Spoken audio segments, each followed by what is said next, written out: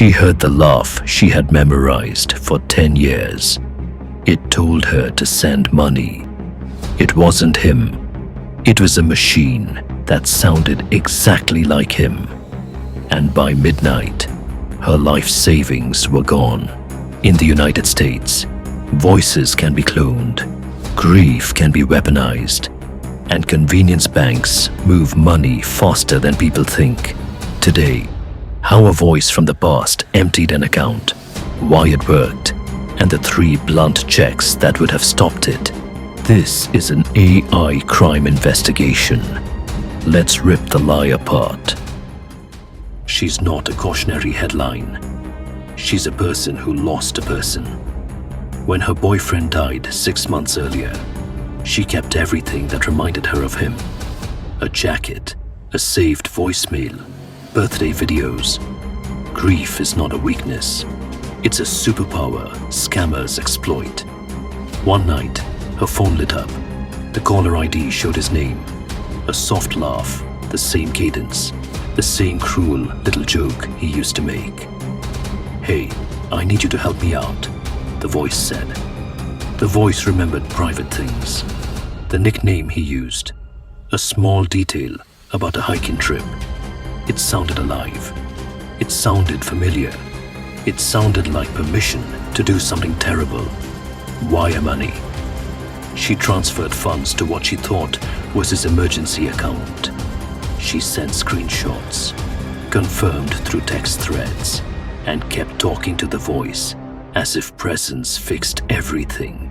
Only later did she learn the voice had been assembled from public videos, scraped audio, and a few stored voicemails. The rest was social engineering and patience. The pattern, mechanism without how-to. This is not Hollywood magic. It's a simple pattern, repeated in thousands of con calls. Collect personal content, create believable audio, pair it with a story of urgency, and layer social proof. They use fragments, a laugh from a TikTok, a sentence from a voicemail, a cadence copied from a live stream. Combined, they make a convincing imitation. Crucially, the scammers don't rely on one channel. They seed texts, fake social posts, and even hacked-looking emails to build a timeline that makes the voice plausible. Then they escalate, small asks, then bigger ones, until the victim is past the point of reasonable doubt. It's not a fast con, it's patient. They wait until vulnerability lines up with opportunity. I won't tell you how to make a deep fake. I will tell you how this one operated. Familiarity plus urgency plus layered confirmation. That is the weapon. Psychological blind spot. Understand the humor math here. Grief collapses skepticism. Familiarity hijacks judgment. When your brain recognizes a voice tied to love, the evaluation centers slow down. Empathy outruns suspicion. Add standard human shortcuts. The trust heuristic. We assume familiar sources are safe. Confirmation bias. We see what we want to see. And social proof. Texts and fake posts make the voice feel public, not private. Now, add engineered panic. It's urgent. We don't have time. If you can just help now. Panic short-circuits the part of the brain that asks for verification. Also note the role of technology convenience. Banks and payment apps make it easy to move large sums instantly. That speed is a feature for users and a bug for victims. Collapse and consequences. When she realized it was too late. The wire had gone through. Money in a foreign account, laundered through layers. The trail growing cold. The bank reversed what it could. But not all transfers are reversible, especially when pushed through third-party processors or converted to crypto. Her credit was flagged. Her emotional recovery stalled. She felt violated in a way theft rarely captures.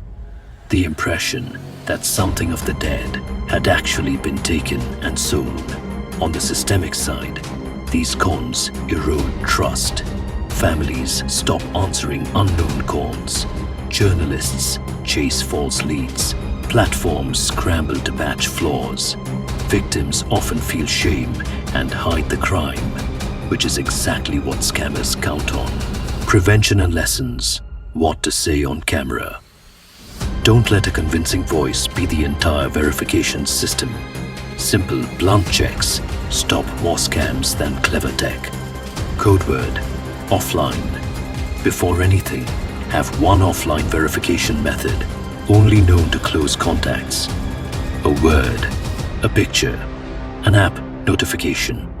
If you don't have a pre-arranged code, call a confirmed number, not the one that just called. And ask one awkward, specific question only they would answer. If grief prevents doing that, ask a trusted friend or family member to intervene.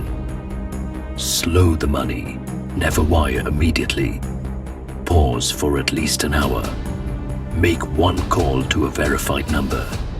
And if the bank lets you, request a hold for suspicious transfers. If the story includes "it's an emergency," treat it like a red flag until proven. Lay a public confirmation. Check multiple channels. Did the person post recently? Is there a consistent timeline? Scammers build timelines. A genuine person has genuine continuity. Verify via video call where the person must say something outlandish and time-specific. But insist the verification request comes from a confirmed channel first. Those are simple, stupidly effective rules.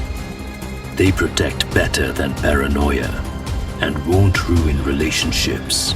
Machines can sound like people. That doesn't mean you owe them trust. If you want the next breakdown, where we map how scammers build fake proof and what banks actually do when you report fraud, subscribe. Watch the short clips from this episode for quick checks to share with anyone who might be vulnerable. Grief is human. Being careful is not.